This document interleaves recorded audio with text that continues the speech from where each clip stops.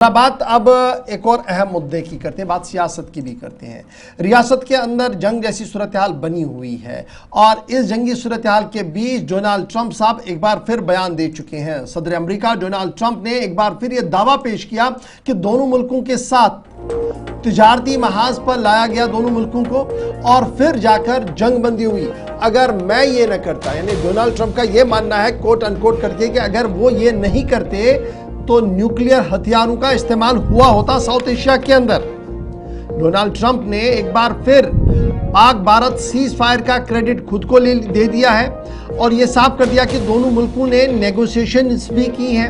यह दूसरी बात उन्होंने बताई। और डोनाल्ड ट्रंप का यह मानना है कि जब ये सब कुछ चल रहा था तो इन सब के बीच तिजारत को सामने रखा गया और दोनों मुल्कों के साथ तिजारत होगी, इस ज़िम्मन में ही दोनों मुल्कों ने बात अपनी रखी है।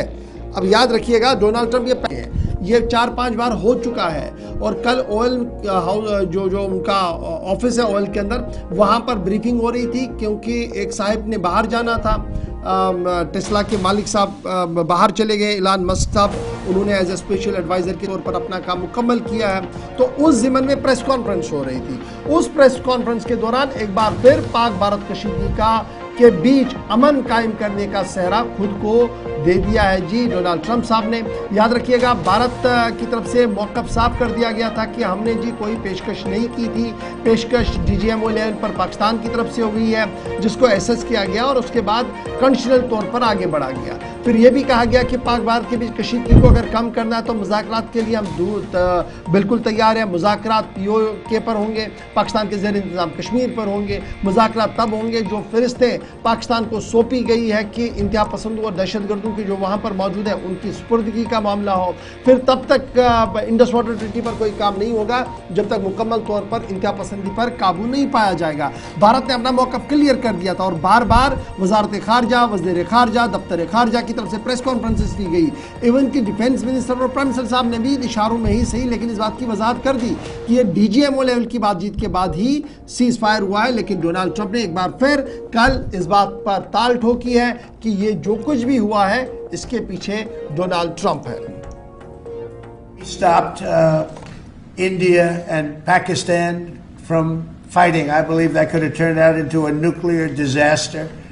And I want to thank the leaders of India, the leaders of Pakistan, and I want to thank my people also. We talked trade, and we said we can't trade with people that are shooting at each other and potentially using nuclear weapons.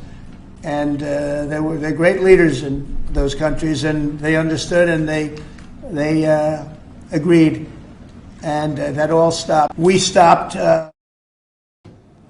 अमेरिकी सदर Donald Trump छठी बार ये बयान दे रहे 10 मई 2025 के बाद कि भारत और पाकिस्तान में सब कुछ ठीक हुआ। तनाव के बाद दो न्यूक्लियाई ताकतें आमने सामने थी, एक दूसरे को टारगेट करने की कोशिशें थी।